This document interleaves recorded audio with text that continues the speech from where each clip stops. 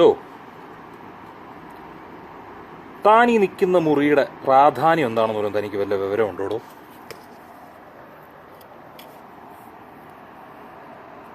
$1,200 പഴക്കമുള്ള cent Sebastian കോളേജിൻ്റെ പ്രിൻസിപ്പളിൻ്റെ മുറിയാണ്.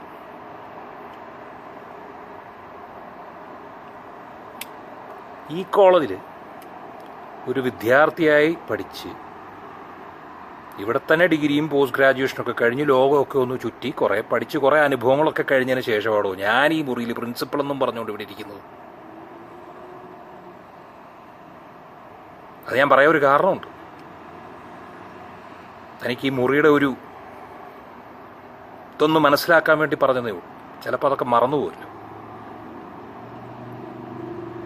ഇനി ഞാൻ പറയുന്ന കാര്യം താൻ ശ്രദ്ധയോടൊന്ന് കേൾക്കണം. കാരണം ഇനി ഞാനത് ആവർത്തിക്കില്ല. താനും തൻ്റെ കുറേ കൂട്ടുകാരും കൂടെ ഒക്കെ എന്തെങ്കിലും കോളേജിൽ കടന്ന് കാണിച്ച ചില പ്രകടനങ്ങളുണ്ടല്ലോ, അതിനി നടക്കില്ല. ഒരു തവണ ഒക്കെ ആവാം, പ്രായം കോളേജൊക്കെ അല്ലേ, നമുക്ക് മനസ്സിലാക്കാം. ബട്ട് ഇനി അതാവില്ല. അത് നീയെന്നല്ല, നിന്റെ തന്തയല്ല, നിന്റെ തന്തയുടെ പാർട്ടി വിചാരിച്ചാലും ഞാൻ ഇവിടെ ഈ മുറിയിൽ പ്രിൻസിപ്പളായിട്ടിരിക്കുന്നിടത്തോളം കാലം അത് നടക്കില്ല.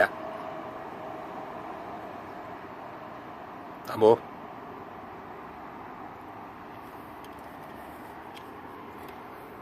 എടോ, പിന്നെ ഒരു കാര്യം, തനിക്കും എനിക്കുമൊക്കെ ചില കാര്യങ്ങൾ ചെയ്യാൻ പറ്റാതെ പോകുന്നത് എന്താണെന്നറിയോ?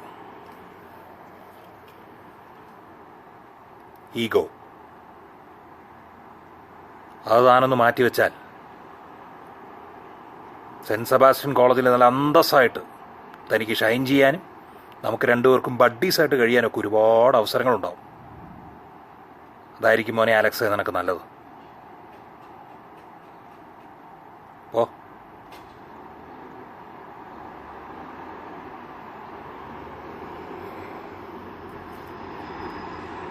അവൻ്റെ ഒക്കെ ഒരു പ്രകടനം.